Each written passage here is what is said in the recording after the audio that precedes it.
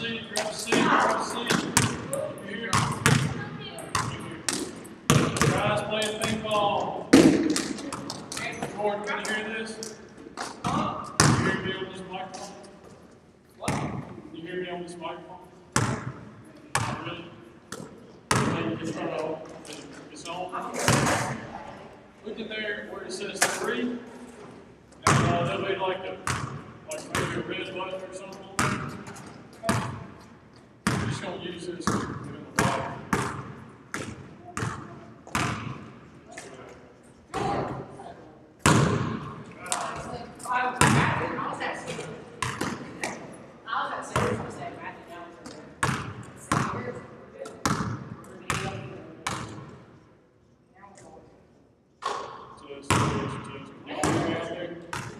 Wait, if you can hear me. Can you hear me? Yes, we can hear you. All right, grab a seat.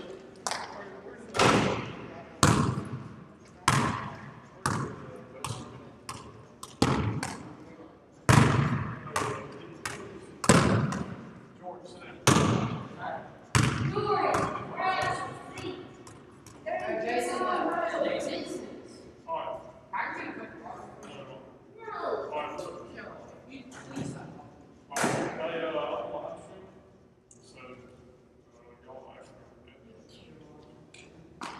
all right, hey, listen. Focus. All right, I'm going to pray for us, and then I got a passage. Maybe don't spread out a little bit. Don't touch each other while y'all hear me? Hey, just go back a little bit. Just go back.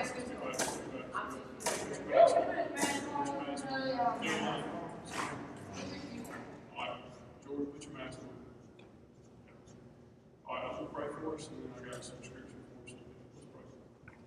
God, thank you so much for being with us today. Thank you for just your word. I pray that we build a life to our lives as we talk about the word. I pray that you just be with us and guide us. In these things we pray. Alright, if you don't have a Bible, you grab a Bible. There's a bunch of them back there. So you're going to need one. They're just right there, okay? If you got it on your phone, that's cool. But grab a Bible. Anyway. All right, tonight we're going to talk about the Sabbath. Aren't y'all excited? The Sabbath. I've been really excited about talking to y'all about this for like the past week or so. We're going to be in Mark chapter 2, verse 23. Okay, so what are some things that you are not allowed to do on the Sabbath? Name something. Work. Okay, you're not allowed to work. What else are you not allowed to do? Do what? Oh, verse 23. Mark 2, 23. What are some other things you're not allowed to do, like at your house? Like some household rules? Y'all got any? What are some things you can't do at your house? Any? So Sunday's just like any other day, like you can do whatever. Okay, but what, like in your house, what are some things that maybe your folks do not let you do on Sunday?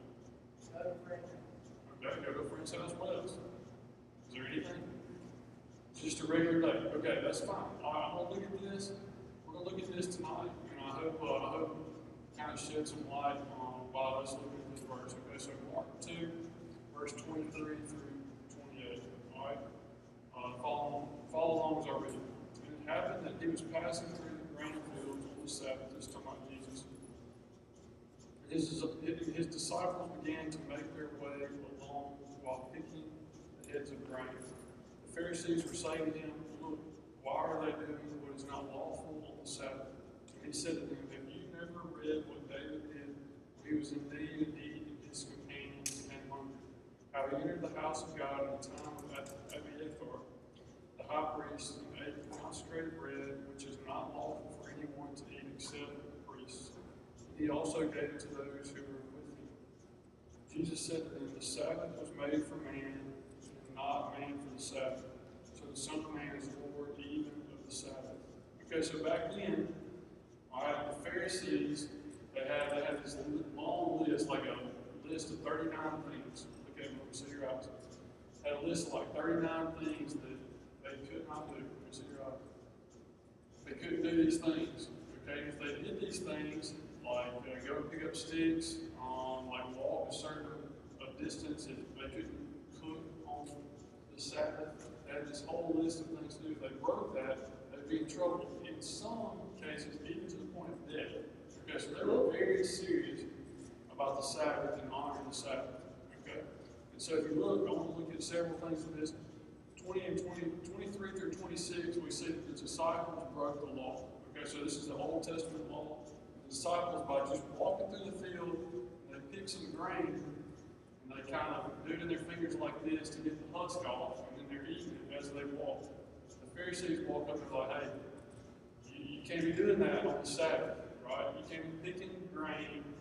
One of the rules was you couldn't reap on the Sabbath. Like you couldn't go out and harvest on the Sabbath. And they tattletale, right? They come up and they're like, oh, you broke the law. You don't have some tattletales in school? Some, okay. Some of y'all might be tattletale. I was a tattletale sometimes, but no, I'm just kidding. All right, but the Pharisees, they turned the Sabbath into this humongous obstacle, okay? Where you had to keep all these rules, all these laws. You're going to throw that ball in there. But no. Good job. Okay? Then we see in verse 25 and 26, look at 25 and 26. He said to them, have you never read what David did when he was in need and he and his companions became hungry? How he entered the house of God in the time of Abiathar the high priest and ate the consecrated bread, which is not lawful for anyone to eat except the priest. And he also gave it to those who were with him. So this is from 1 Samuel, I believe, 1 Samuel 21. Okay, and you're like, what in the world does that mean?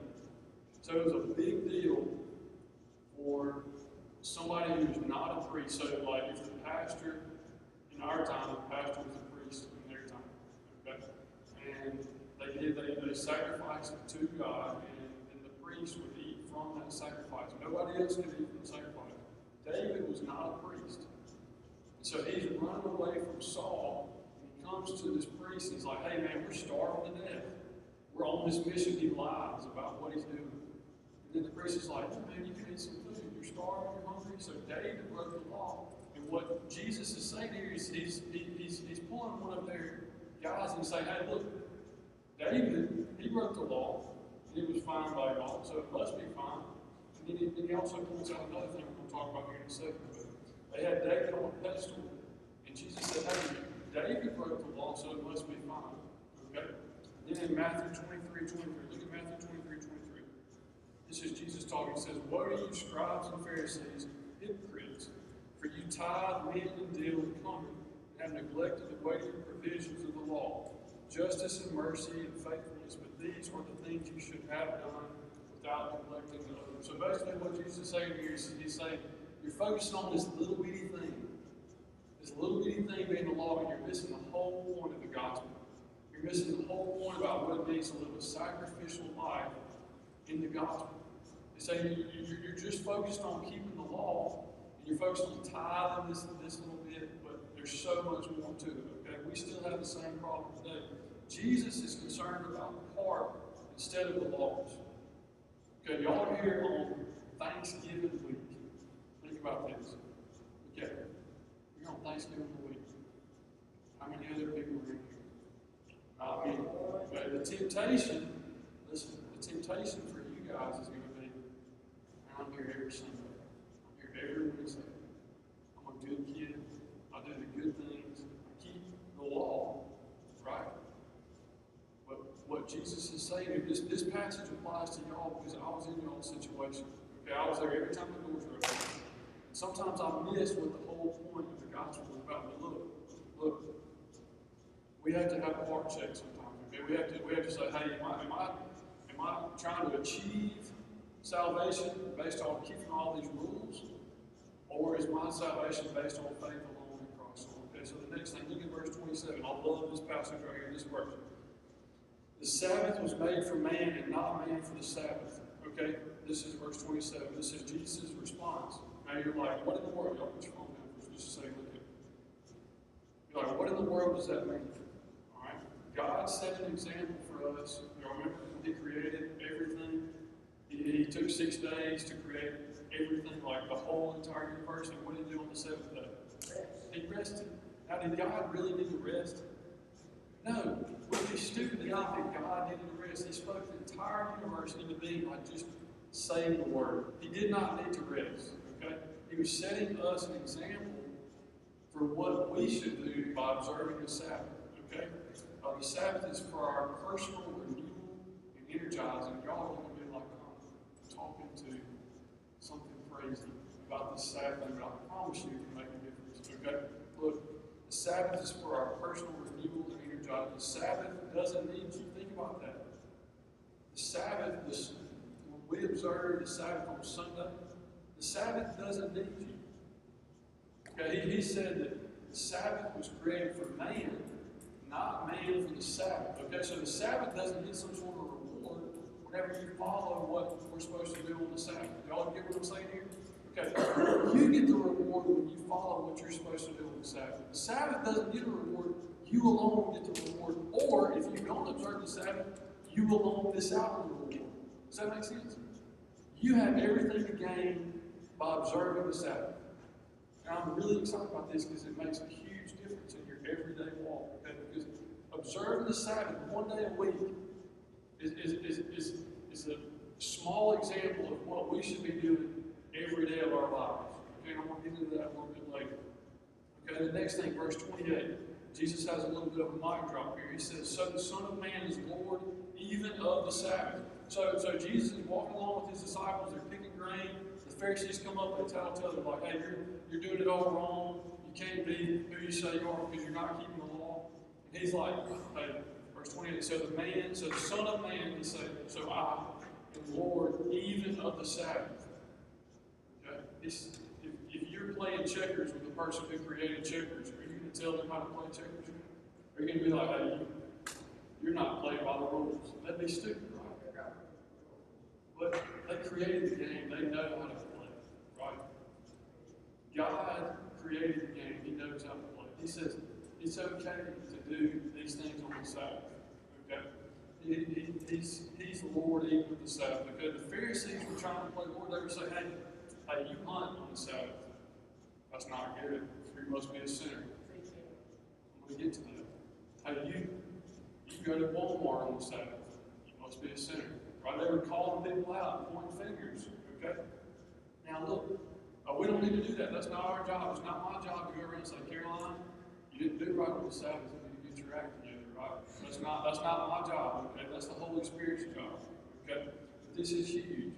This is huge. Jesus, He is Lord and He saved us. Okay? We don't have to earn our way into heaven. Can you imagine? Just imagine this for a second. The world that we live in right now, imagine if we still had to keep the laws that they followed back in the day. All 39 of those, just on the Sabbath. Imagine how different your lives would be. You couldn't drive anywhere. You couldn't walk a long distance. You couldn't go pick up sticks. If you wanted to pick up sticks. Basically what that means is you couldn't like cook or start a fire or something like that. Like you couldn't work. Okay? You had to do all of your work in 6 days. Okay? Can you imagine how different your lives would be if you had to follow all of those laws? It'd be totally different. Okay? The takeaways from this. I said all of that to talk about the takeaways. Okay? All of that to talk about the takeaways. The first takeaway: the Sabbath is not meant to keep you from basic needs. How stupid would you be to be there on Sunday and be like, man, I'm starving to death. We don't have anything in the freezer, anything in the fridge, nothing in the pantry. And I'm hungry, but you know that church says that I'm not supposed to work on the Sabbath. I'm not supposed to walk a certain distance. I'm not supposed to do anything on the Sabbath. So I'm just going to starve on the Sabbath because I can't do anything. I got to wait till Monday. That would be stupid, right? Okay, you need to be. That'd be stupid. Give me a head nod. Yes, okay. It'd be stupid. So you should fulfill your basic needs. That's obvious. So none of y'all are probably missing out on the Sabbath. Okay, the second thing, instead of asking what I should do, listen to this. Instead of asking what I should not do, ask what you should do. Okay? Have the mindset of where can my mind, body, soul, and strength be rejuvenated most in God? Listen to me. What is it? How can I rest in God the most in this day? Okay, y'all are super busy. Y'all got sports, y'all got things going on at school, you got things going on at home, you got things going on at church, you got family things going on. Sunday is the only day that you have to rest. You should take advantage of it. And as you get older, kids take advantage of that day. Okay? Example, how in the world could you rest more in God than being in His house on Sunday? You can start there. You can say, hey, that's the primary way that I can rest on Sunday. And I'm not talking about going and taking a nap at the sanctuary when Brother Dan's preaching. Okay, I'm talking about being rejuvenated in your walk with Christ on Sunday. How do you do that? Maybe you should take notes when Brother Dan's talking. Maybe you should listen instead of being on your Instagram or whatever it is y'all are on. Okay, you should focus in and listen to be rejuvenated that way. A nap. Y'all take naps on Sunday afternoons? Some of y'all do. I take a nap every single Sunday afternoon. I don't take one any other time of the week, but every single Sunday afternoon, as soon as I'm done eating supper at lunch, I'm going to take a nap.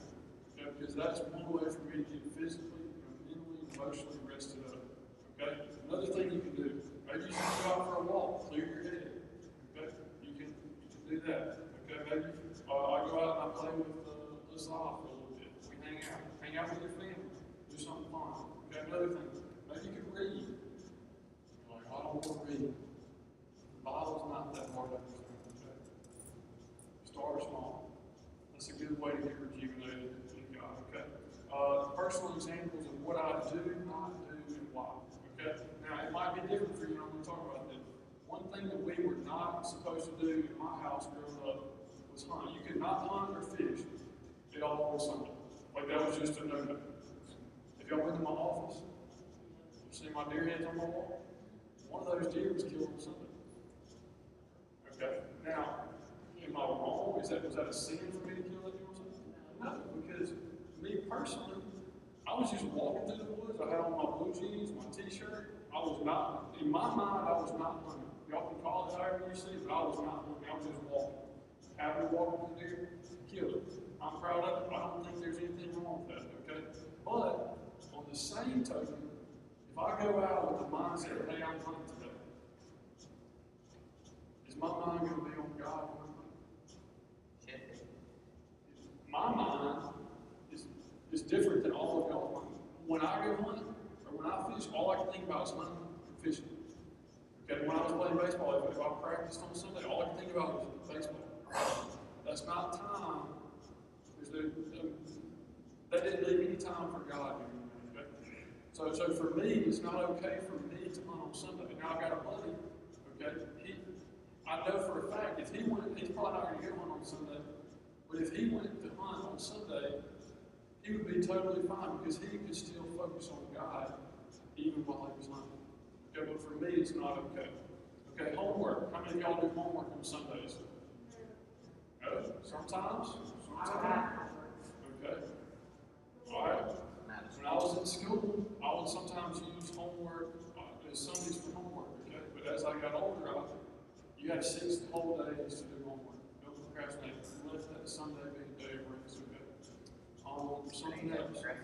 Me personally, I have like a to-do list, right? On Sunday, I don't fool with my to-do list. I'll let that go. I just let my mind go. Okay? Enjoy that. That might be a good way for you to say, hey, Mom, hey, Dad, today's Sunday, I can't do homework. Focus on God. Okay? But you better be focused on God, not just Satan. Okay? All right, next thing. This one's cool. Okay, listen to this. And I think this applies to every facet of our lives. When we take a Sabbath, we are saying that we trust God to provide for us with 6 days instead of 7 days. Listen to that. Let me see your eyes again. When you take a Sabbath, you're saying, hey God, I trust that you can provide for me in these 6 days and allow me to rest on the 7th day. Now, what restaurant does this? No, I mean Chick-fil-A. Yes, it is. Okay, okay, Chick-fil-A. Okay, does anybody know where Chick-fil-A ranks in all the fast food restaurants? Number 1. 0. 3. In all the fast food restaurants. Listen to that. Listen to what I'm saying. Okay, Chick-fil-A ranks 3rd in all. Listen. They rank 3rd. This is cool. I want you to listen. They rank 3rd in all the fast food restaurants. The competitors that they beat, they have half as many locations. They have around 3,000 locations. They beat out Wendy's, who has twice as many locations, and they bring in more money than Wendy's does. They have half as many stores, but they bring in more money than Wendy's does. And they work one less day. So on paper, who should win that? Wendy's. They've got 6,000 stores, they work 7 days a week. Chick-fil-A works 6 days a week and they have 3,000 stores. Does that math make sense to y'all? But yet, Chick-fil-A makes more money than Wendy's. Does that make sense? You can look it up. It's cool. Chick-fil-A, okay? McDonald's is number one. I'm talking about as far as overall money that they bring in. Chick-fil-A brings in around $10 billion a year. 10.4. Like, that's how much money they, like, that's sales.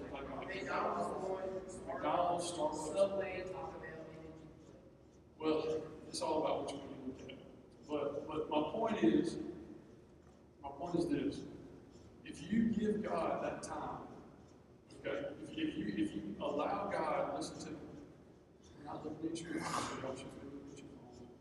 If you allow God to take over that time, He will bless you. The same goes for your finances. If you allow God to take over your finances, He will bless you. If you allow God to take over your time, He will bless you.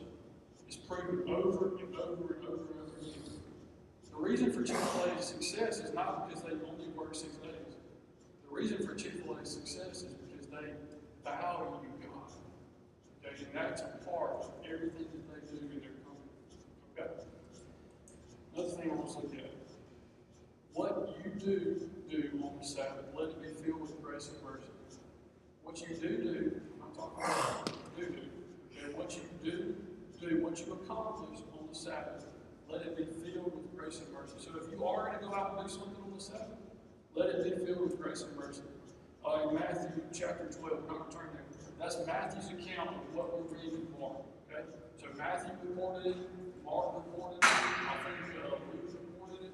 But Matthew, he says that then Jesus went into the synagogue and he healed a guy. Now look, this is what's cool. Look at it. While the Pharisees are pointing fingers and say, hey, you're wrong, you're wrong, you're wrong, Jesus heals a man's hand. Isn't that cool? While one side is saying, hey, you should follow the law, you should follow the law, they're pointing the finger. Jesus is over there healing a man's hand on the Sabbath. Now, the Pharisees, they get all up in the tizzy because he's healing on the Sabbath. Now, how stupid is that? How stupid is that? Now, I told y'all earlier, y'all are here on Thanksgiving week. There's not a lot of y'all would fall temptation to this more than anybody else because y'all are always here. Okay? You have to figure out what camp you're in. Okay, are you in the camp that, hey, I'm relying on the law because hey, I come every time. I'm always here. I don't really do anything really bad. I mean, yeah, I make some mistakes every now and then, but I don't really do anything that's really bad. There's other people that are worse than me. I pretty much keep the law. That's what y'all would say. Okay? Or are you like one of the disciples who their mind is not all about keeping the law, their mind is all about following Jesus. Because there's a huge difference. Okay? There's a huge difference. If you're playing a ball game, do you want to only play defense? How's that going to turn out for you? It depends on what side you're on. I mean, if your team is only playing defense, how's that going to turn out? Pretty bad. Pretty bad. Okay. You got to have what? You got to have offense and defense, right? The same goes for us. You got to have faith and you got to have works. You can't just have faith. You can't just have works. You got to have both. Okay. Y'all got that? Yes. We're going to pray for you, and then we'll be done. Let's pray. God, thank you so much for this time that you've given us, and I pray that you be with us. Lord, I pray that you would be with these students specifically. I pray that that we would not be the ones that would just try to follow the law and make that all about our salvation. Just rely on that, Lord, but we would have faith and trust, put our hope in you in everything that we do. I pray that somebody here has relied on the law, has relied on your good work things that they've done, that they turn from that and give it up and completely follow you. I pray that you can do this and guide us through the rest of this week. I pray that we would have thankful hearts.